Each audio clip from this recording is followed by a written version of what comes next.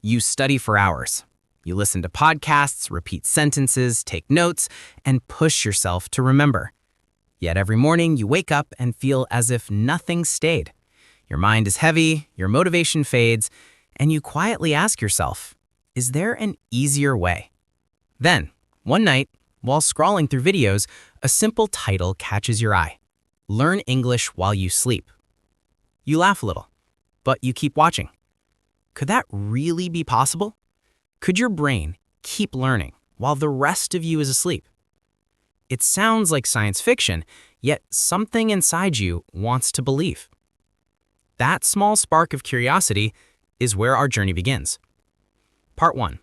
The dream of effortless learning. Imagine closing your eyes after a long, exhausting day. You hear soft English words playing through your headphones. They flow gently, repeating again and again. No pressure, no anxiety, no grammar charts. Just rest and language moving through you. It feels like magic. Some people claim it works. Others call it a lie. But between those two extremes lies a powerful truth. Sleep can help you learn, just not the way most people imagine. Part 2. What you can and can't learn in your sleep. Your brain is brilliant, but it follows rules you can't break. While you sleep, it does not solve complex problems or memorize new grammar. It cannot train your tongue or shape your pronunciation. Fluency still belongs to your waking hours, to real conversation, mistakes, and repetition.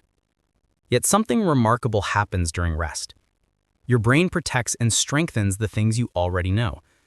Everything you study before sleep is still fragile, like ink that hasn't dried. At night, your brain reviews those memories, deciding which ones deserve to stay. It keeps what feels meaningful and quietly deletes the rest. This process is called memory consolidation, the invisible system that turns short-term lessons into long-term language. Part 3. Inside the sleeping mind. When your body stops moving, your brain begins its secret work. It clears the noise of the day, organizes information, and connects ideas you didn't know were linked. Sleep unfolds in repeating cycles: light, deep, and the vivid phase called REM, rapid eye movement. In REM, your brain lights up like a city at night. You dream, you feel, you relive moments. This is when your brain silently asks, what did I learn today? What matters to me? If a phrase carried emotion, a moment of curiosity, a word that made you smile, your brain highlights it and stores it. If it felt dull, it disappears. That's why you often forget what you forced yourself to memorize, but remember the sentence that touched you once. Part 4. Proof from the laboratory. For decades, scientists have tried to understand this mystery. In early experiments, people heard pairs of words like lamp, river while asleep. When they woke, they recognized those pairs more accurately than random guessing. The brain, even in sleep, was still responding. Later, researchers pushed further. Participants learned foreign words before bed. Half of them heard the same words replayed softly during sleep. By morning, that group remembered significantly more. Not new knowledge, only the same material strengthened overnight. Other studies found the same pattern. The brain responds to familiar sounds, but ignores the unknown. Sleep cannot create learning from nothing, but it can reinforce learning that already exists, like tracing over a line that was drawn in daylight. Part 5. Why this matters for you. You don't need endless hours of study or another thick grammar book. You need harmony between effort and rest. Sleep learning is not a shortcut. It is a multiplier. It allows the work you did today to echo through the night. Think of your mind as two partners. The conscious self learns, repeats, and struggles through the day. The unconscious self organizes and strengthens those lessons in silence. Together, they build mastery. You won't wake up fluent, but you can wake up stronger, clearer in memory, lighter in confidence, and ready to speak with less fear than yesterday. That is the real promise of learning while you sleep. Not miracles, but steady progress. Quiet, natural, and deeply human.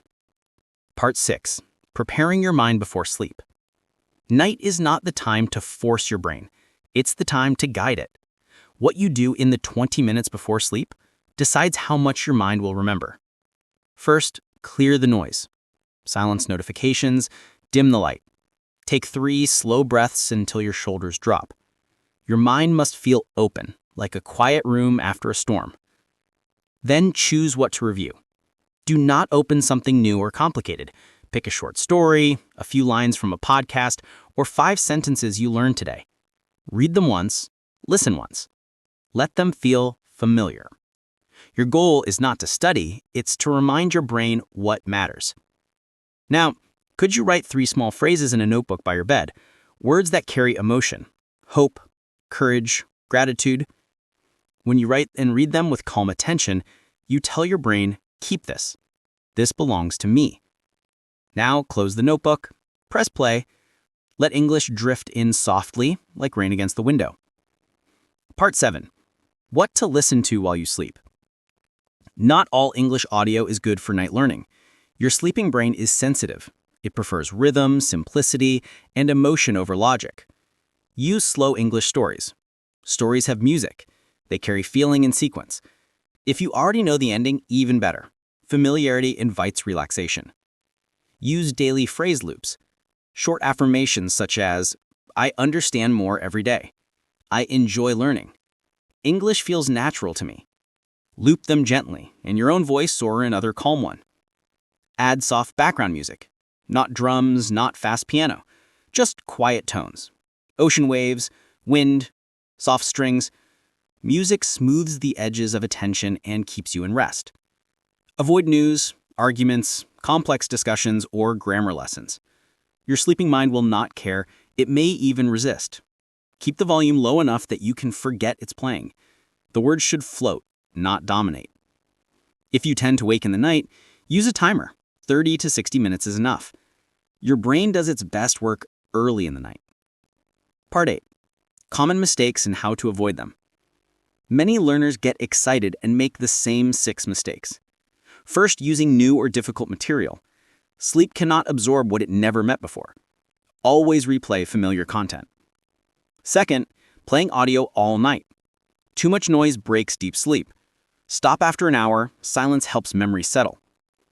Third, changing content every night. The brain loves repetition.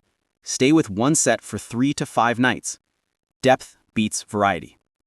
Fourth, choosing fast or emotional voices. Strong beats and dramatic tone confuse the resting mind. Pick calm, stable energy. Fifth, expecting miracles. Sleep learning is a partner, not a magician. Use it to review, not to replace daytime study. Sixth, ignoring emotion. Boring content dies quickly. Enjoy what you listen to. Feeling keeps memory alive. Do it right, and you'll notice the difference. Not as a sudden leap, but as quiet confidence building inside you day after day. Part 9. Speaking and confidence. Now the question everyone asks, can this actually help me speak better? Yes, but not by teaching you new grammar. It helps by lowering fear. When you hear English every night, your brain begins to accept it as normal sound, not threat. The next time you speak, words arrive faster because they're familiar. Fluency isn't about knowing more rules, it's about responding without panic. Sleep learning builds that calm familiarity. It prepares the path so when you finally speak, your thoughts can travel freely. Think of it as planting confidence. Each night adds another root beneath the surface. You may not see it growing, but it's there, steady and alive. Part 10. Your English Night Garden. Close your eyes for a moment and imagine your mind as a garden at dusk. The air is quiet, the soil is warm from the day. Inside that soil lie tiny seeds, the words, the stories, the sounds you learned. As you sleep, the garden begins to move. No noise, no rush, just soft growth. Some seeds become stronger, others fade. The ones you cared about, the ones connected with emotion, spread roots deep into your memory. By morning, you may not notice anything different, but beneath the surface, your English has grown a little clearer, a little steadier. This is the truth about learning while you sleep. Not a miracle, not an illusion. A quiet partnership between effort and rest. between light and dark, between today's work and tomorrow's growth. So tonight, don't chase perfection. Don't force your mind. Just choose one small story you love. Play it softly. Smile. Let your brain do the gentle work it was designed to do. Tomorrow, your garden will be a little greener.